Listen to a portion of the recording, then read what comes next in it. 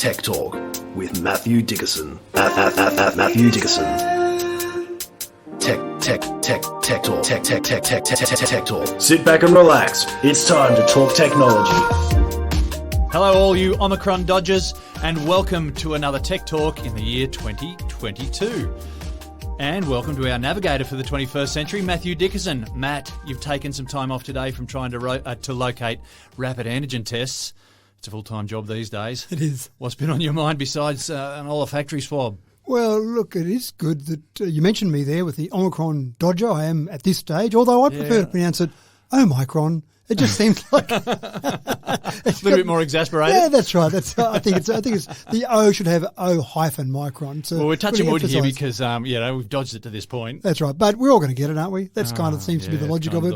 It seems to be friends and various people in different families that we know are all getting it, and it seems not too bad. The people that are vaxxed, especially the ones that have got their booster, seems to have been like it's a bad cold. All right, provided you can stay out of hospital. Yeah, that's right. Yeah. So I've actually been travelling around a little bit over the last week. Not too much, just getting away a little bit.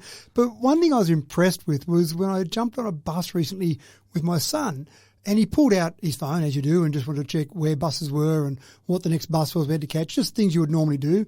And I had a quick glance over his shoulder, and I realised that it wasn't an app from the bus company. It wasn't an app from the government that he was looking at. He was just looking at good old-fashioned Google Maps.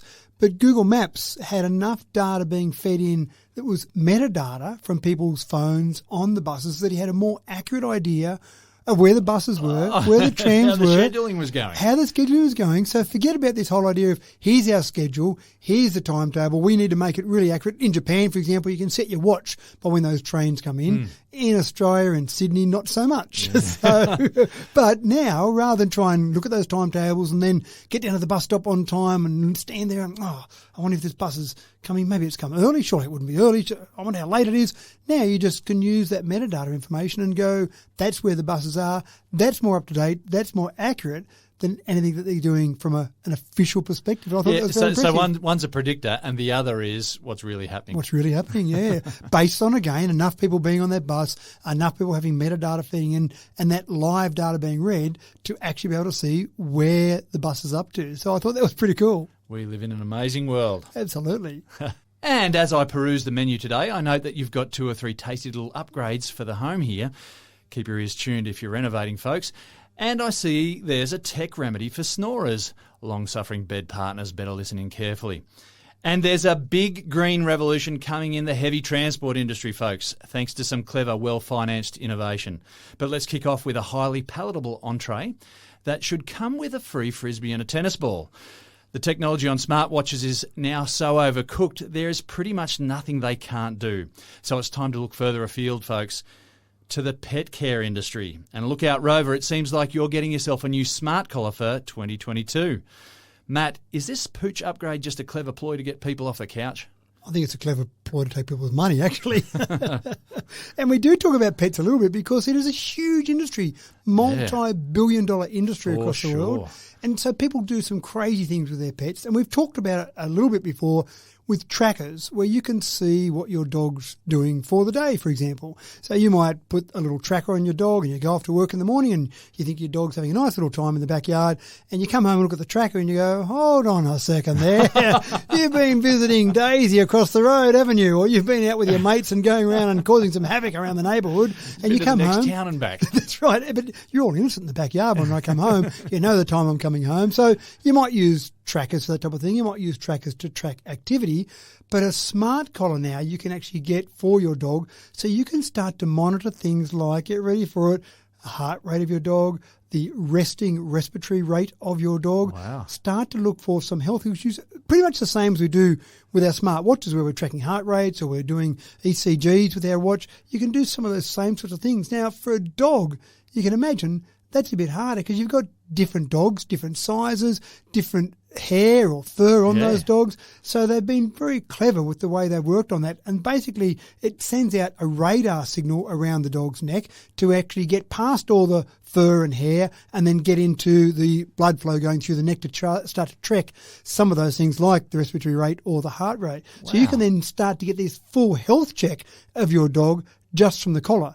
Now, the cynic in me says that maybe this is put forward by the veterinary industry, so then you take the dog along and say, hey, I've just got this information from my smart collar. Doesn't look great for my dog. What can you do about it?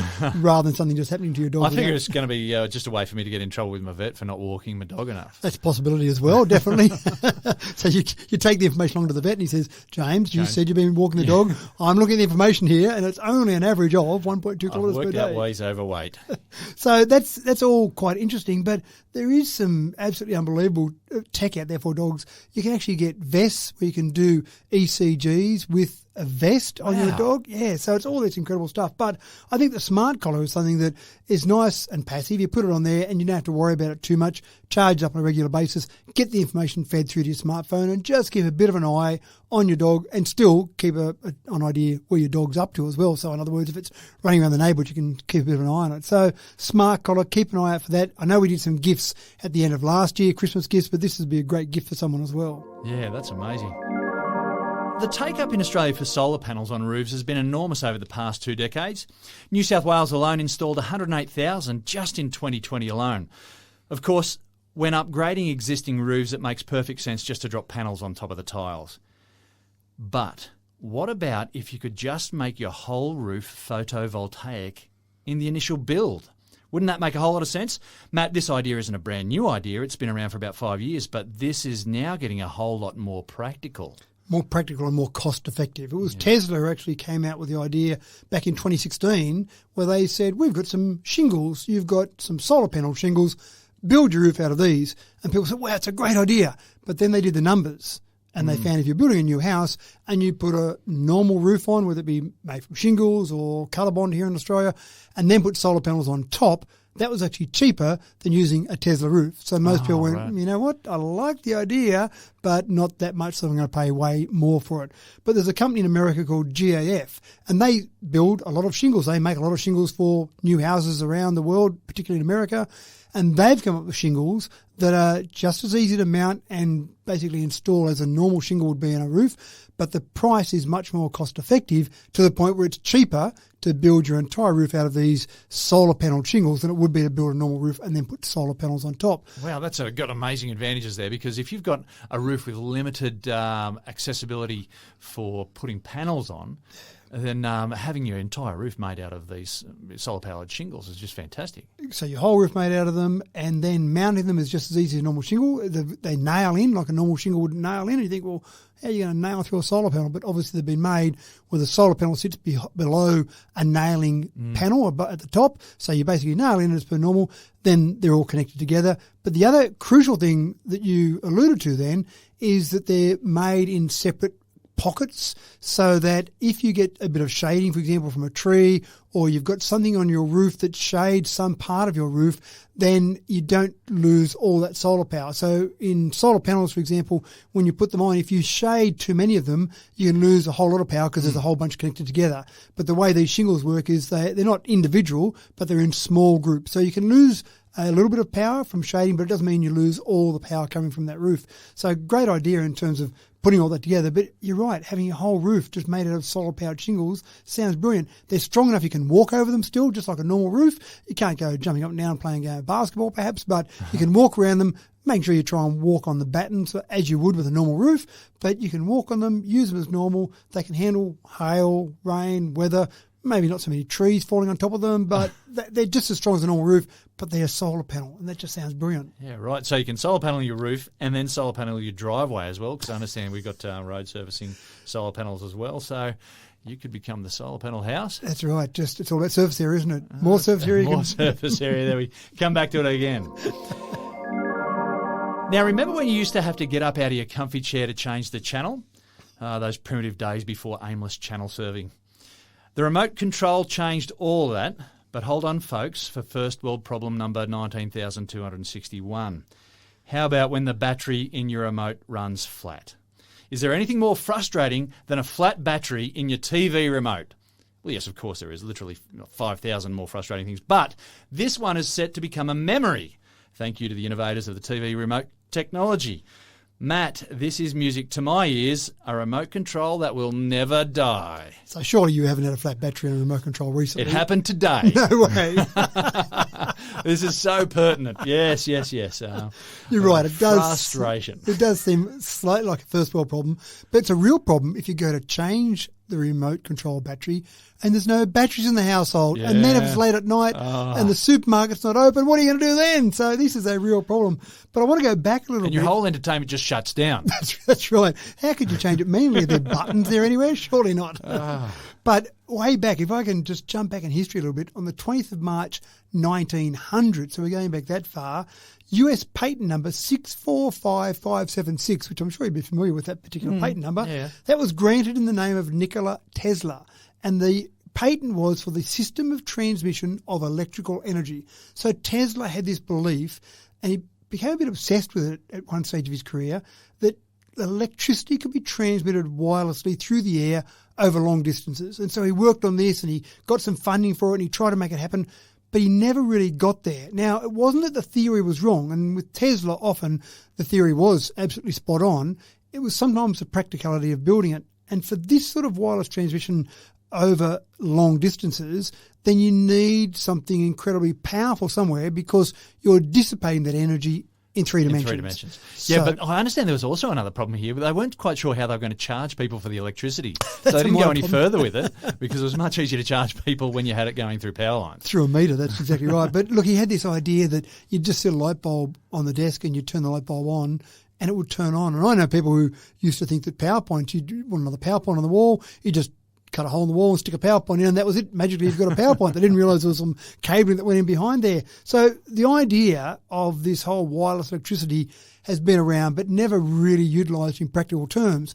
But this now, in terms of a solution, is the first time I've seen this concept used with something that is something, let's call it practical, remote control for your TV. Sure, maybe not the most important thing to power with wireless electricity, but that's exactly what Samsung is doing. They've got their latest range of TVs have now got a batteryless remote control that doesn't even have batteries or a charging port.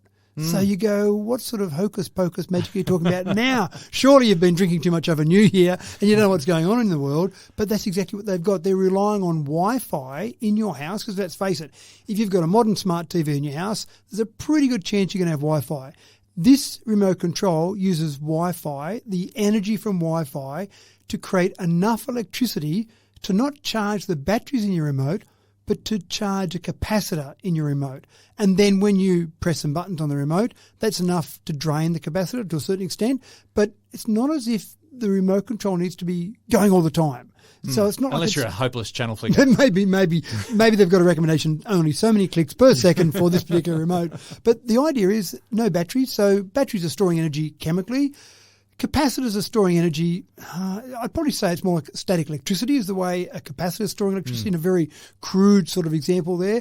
But that's what it's doing. It's picking up enough Wi-Fi from the house that you're in that it charges up the capacitor, and then when you press a button on there, it discharges some of the electricity from the capacitor to actually send a very low-powered signal because it's only got to get from your remote to the TV that might be 3 it's or 4 a metres fairly away. weak signal that travels from any remote to a television, Yeah, that's right. So if you're within about 40 metres of your Wi-Fi or your wireless access point or your Wi-Fi router, that's all it needs. It's got enough energy from that to actually charge it up and work. So it seems like a first world problem. Yes, I grant you that. It seems like it's not really that important in the whole scheme of things, but this is the beginning. This is the beginning of saying, you know what, we can harvest power from what's out there in the air. And you actually are providing power to your Wi-Fi router, obviously. You're putting out that power, but it's going out there to let your TV work or your mobile phone work or your various devices, but it's being wasted apart from that. So why not harvest some of that power? And I tell you, the tree hugger in me hates pulling old batteries out of any sort of device and throwing or having to dispose of those. So, I reckon this is a great step. The more things we can charge by Wi-Fi, the better, I reckon. And that's part of the concept from Samsung as well. They said that last year Americans threw away 86,000 tonnes of single-use alkaline batteries. So they're the AAAs, the AAs, those sort of batteries. So the idea of this is if we don't have to throw away quite so many. Now, remote control, sure, you put some batteries in that and you throw them away every couple of years. you've probably got some other things that might use a bit more power that this wouldn't be practical for. But if you can start to chew away at the edges and start to reduce the use of some of those batteries, then that's making the world a bit better place from a green perspective. But then we might get better at harvesting power. We might get other ways that we can harvest power and use it in things like a capacitor rather than batteries. So this is really something More that seems efficient insignificant, capacitors. but that's right. But I think over time we'll see more and more use of this type of, I suppose, wireless transmission of electrical energy, just like Tesla predicted back in 1900. Thank you, Nikola Tesla. Now, the fully automated home predicted in the 80s is a step closer with the touchless taps for your kitchen and bathroom. Is this taking contactlessness too far, or is this some nifty tech to keep you one more step ahead of the Joneses? Matt, I can see these taking off in big time in new homes. Germaphobes aside, these have the capacity to be a real game changer, particularly where conditions like arthritis or cerebral palsy have big impacts. Yeah, I think that's probably not their main focus for it, but it is a very practical way they could be used.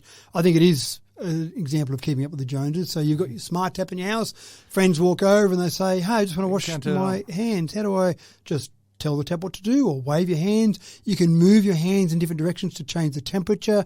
You can have a default temperature. You can have settings to make sure it's safe for the temperature you use. So you can use hand gestures or your voice to make water come out, to stop water coming out, and to change the temperature of the tap. So I can imagine when we finally are allowed to have parties again in our houses and people are going to the bathroom, you're going to have to have someone, a sentinel at the bathroom door, just explaining how to use the tap. Here's a full set of instructions. Watch this video before entering the bathroom to see how to use the tap. That's exactly right. Taps, I think it's a great idea. Now, we see them sometimes when we go to public toilets. You wave your hand underneath it. It seems like pretty basic sort of technology. But you're not controlling any temperature or anything with those. That's right. And it's got a set time frame to work for.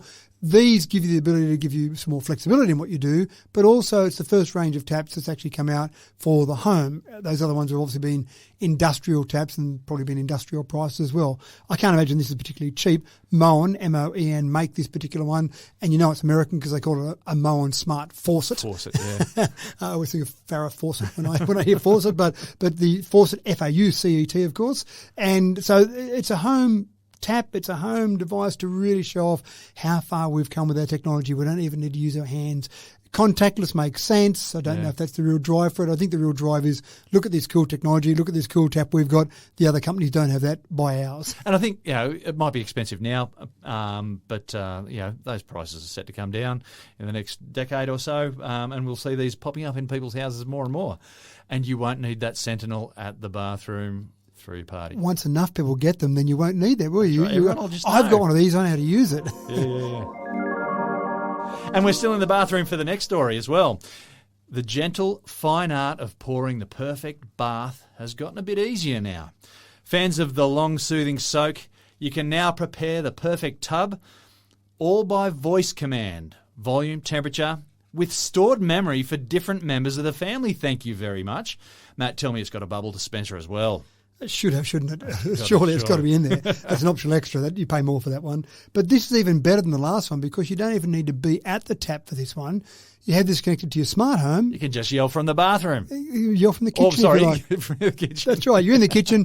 The kids want to have a Just bath. talk to Alexa. And say, yep, Alexa, give me a bath. I want it at this particular temperature, 42 degrees. Seems like an ideal temperature to have it at. Fill it up, please. And that will also drain on command. So if you're worried about kids in the home and you leave that bathtub filled up and you worry about one of the kids playing in the bath when you're not there, then you can drain it remotely as well. Now, it's getting to the point I've almost got what I want here, James. It's not quite there, but I don't have gas in my home. I'm a big fan of electricity, and so I have, or actually solar hot water, but I've got hot water that comes through that's heated effectively by electricity.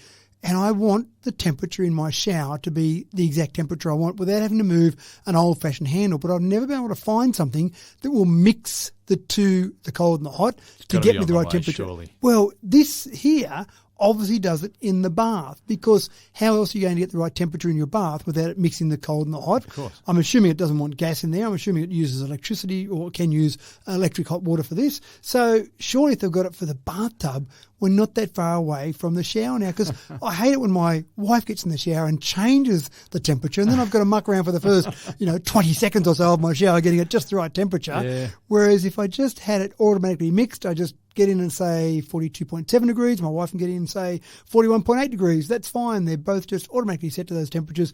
And like you say, with this particular bath, it will remember different people. You can have different people with different bath temperatures that they might want, even different bath levels. Some people like to have the bath very full. Some people like to only have it half full. It'll do all of that, so it'll fill it up to the right level for you, mix the right temperature, and then drain it when you're finished. Sounds pretty cool. I just want something like that for my shower now, where I can just get the temperature right.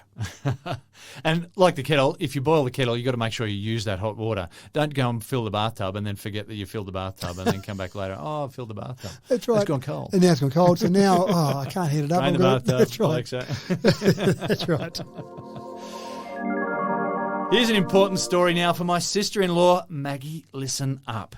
Snoring. Now, I backpacked around Sumatra with my older brother back in the late 90s, and we shared a bedroom in hostels up and down the island. And I've never heard such a nocturnal cacophony as the sound of him in a deep sleep. He was clearing thick Indonesian rainforest in his dreams. I am certain of it. Well, in 2022, there's a high-tech pillow now coming into the market loaded with self-inflating and deflating airbags of all things. Matt, thankfully for my wife, I'm not a snorer, but what's the go with these pillows? Well, it sounded like a great solution. My wife saw this story and thought, fantastic. I'm the culprit.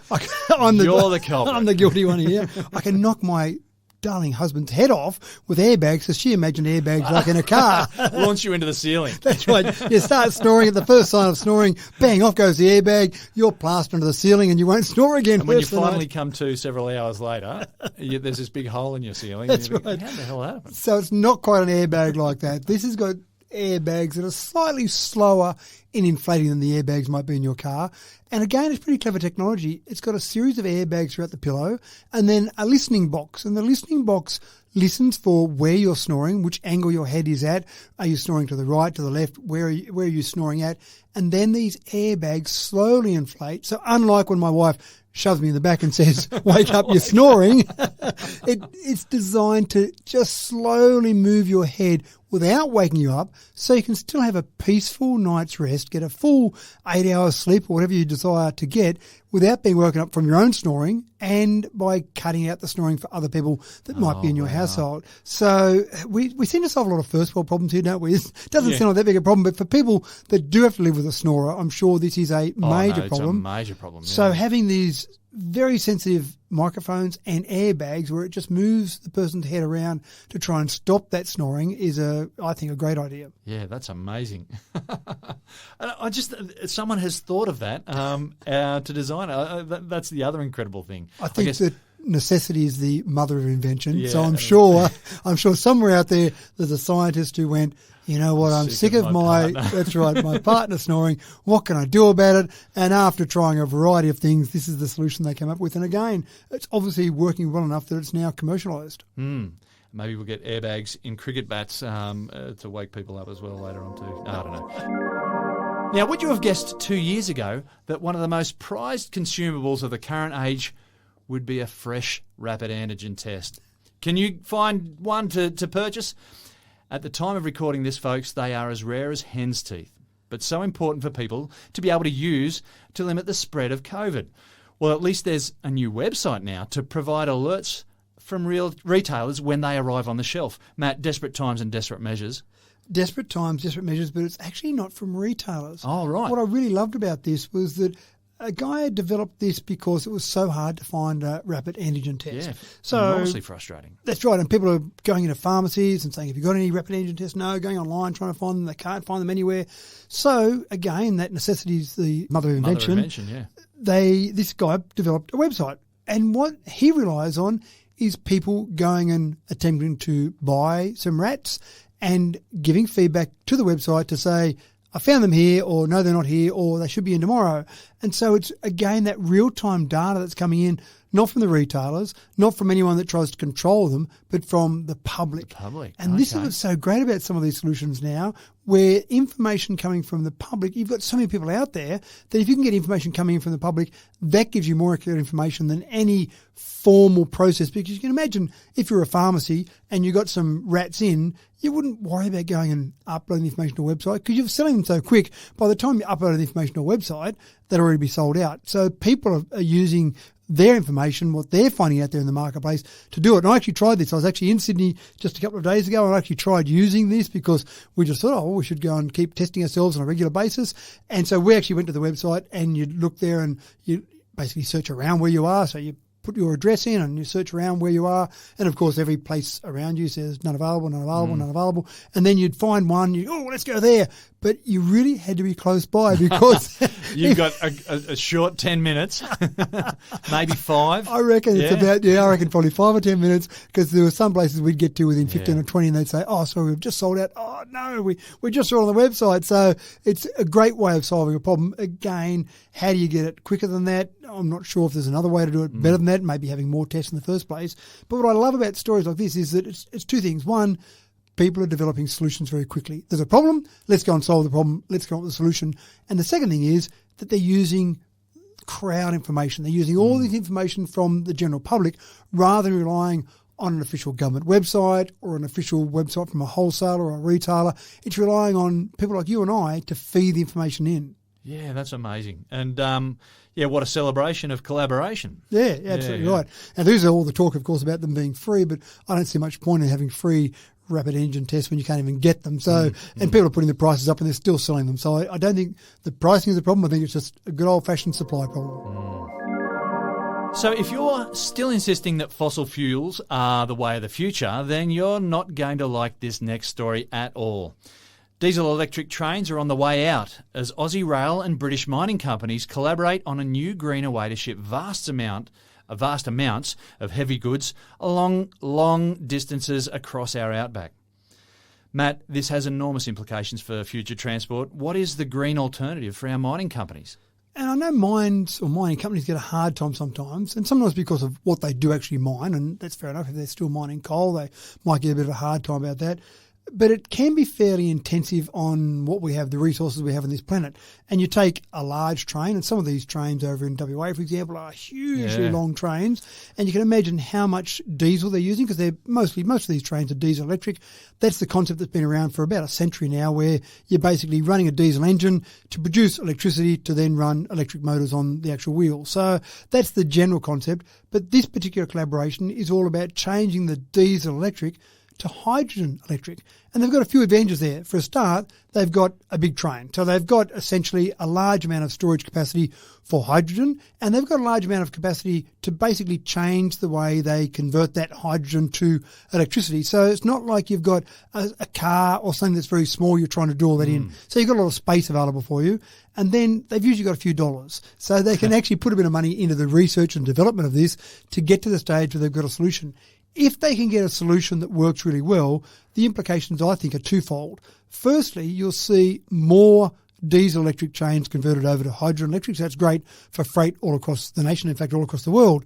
But when we start to get the technology right, then we start to look at cars. Now, the biggest problem that people seem to have with electric vehicles is the range and then the charging time. So, I want to jump in the car and drive 2,000 kilometres to go on holidays, which I do once in a blue moon, but I can't buy an electric car because that electric car can't do that conveniently. But hydrogen electric has the same advantages of an electric car. It's quick acceleration, it's got all that torque available from zero, good for the planet, but you can refuel just as fast as you can a normal petrol car. So it really takes away that last negative associated with it. So if we can get there, and then of course the important part is how we produce the hydrogen. But there are more and more places around the world that are getting to the stage where they're producing hydrogen using renewable power. And that's a great way to take something that might be an inconsistent supply, i.e. solar panels, for example, and turn it into a consistent supply in terms of hydrogen. So that's one way of converting our renewable supply chain, which can be up and down in its actual production of power, to something that's more reliable, such as hydrogen. So good parts all around, I think, in this. Yeah, what amazing innovation there. Vive la revolution. The miners here, they're well and truly on board with green energy and showing you that you can do pretty much anything with some well-directed financial impetus. Yeah, that's it. I think that's the bottom line is put a few dollars behind it, you can make most things happen. Yeah. Now, bathroom scales are a bone of contention in many homes, particularly ours, but to date this troublesome technology has only had one job essentially, and we argue in our house that they can't even get that right. Well, there is a new model of bathroom scale on the market that can do more than just measure your weight. It'll check your heart health and segmented body composition too. Matt, this is all very well and good, but can it deliver bad news gently? No, it can't. I actually do have a bit of a problem with my scales. I've got some nice electronic scales that give me all sorts of information, but I just find every time I come back from a holiday, they seem to be out. Lies. That's right. And it takes a couple of weeks for them to finally get back to showing what they're meant to show. So I'm not sure what happened in that time frame, but obviously they're unreliable and they're stupid for those couple of weeks. They do. Not the people, of course. But we do have bathroom scales now that obviously you can take your mass to be technically correct. They're not measuring your weight, as you would know. They're measuring your mass, of course. Yeah. And then they can give you your BMI or your body fat percentage, and they measure a whole range of things, but they're doing that all via your feet. What these new scales from Withings actually will do is they've got a sensor, a little like a lift-up handle that sits there in front of you, and it does a body scan as well, which sounds a little bit invasive, but it does it from the outside. And what it does give you, as you mentioned there, the thing that I think is most important is that segmented body composition. So it will give you fat levels in each leg, each arm, and your torso. So I've had people tell me they've got big bones, for example, so their BMI reading is out because they've got big bones. For sure. This would give them some real information about where they might need to work on their body. They might be weightlifters and have very big arms or very big legs, but maybe they're still carrying a bit too much around the middle, or they might have skinny arms and a bit too much around the middle so the weight doesn't show up. So a whole range of different variables I can see there. But this overall body composition is something that it's probably a bit harder to come back from holidays then and go, damn, those scales, they're wrong again, because it might be a bit more obvious about where that extra weight is actually appearing. Goodness me.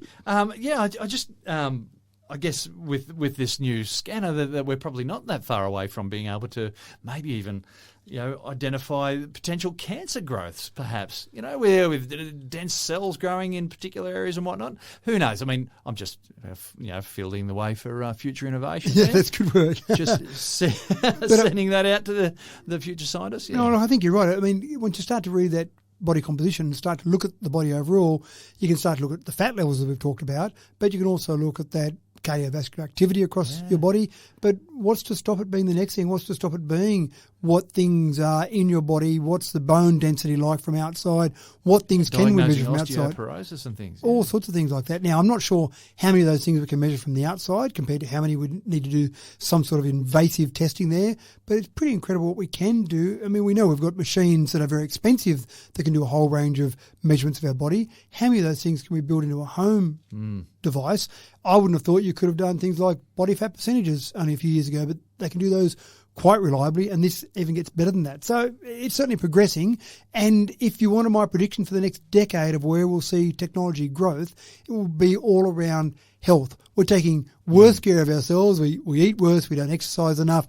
So the solution to that is not to eat better and exercise more, but it's to use technology to tell us how bad we are at various things before we have to have a doctor tell us. Give us the early warnings at least. Yeah. Well, I think that's right. I think, and if we get that information, we might start to take some different paths, maybe. Am I dreaming? You would hope. You would hope. But I think that's really where we'll see a huge amount of growth. I think we'll see growth in the health sector. The technology health sector will be the biggest growth sector, I think, in technology over the next 5 to 10 years, because I think that's where people are really seeing that they can make a difference. Obviously, the science is there. Bring it down to the home level and really making a difference to people's lives, more so than maybe not changing the batteries in your remote controls. And with that, ladies and gentlemen, I'm off to our local pharmacy to set up a campsite and see if I can't get a rapid antigen test or two as they hit the shelf. Thanks for another spot-on episode, Matt. I guess you're off to get busy on some bathroom renovations, perhaps, putting in some new taps and whatnot? We've got lots of things to do on the house from this week. We've got a new roof to put on, new taps in the kitchen and the bathroom. We've got some new scales to put in the bathroom. Sure, with all that, I probably won't need to measure my body fat because all that work I have to do, I'll be right, won't I? And I'm James Eddy. It's been an absolute pleasure bringing you another Tech Talk with Matthew Dickerson. Thanks for tuning in. We'll catch you in another week's time.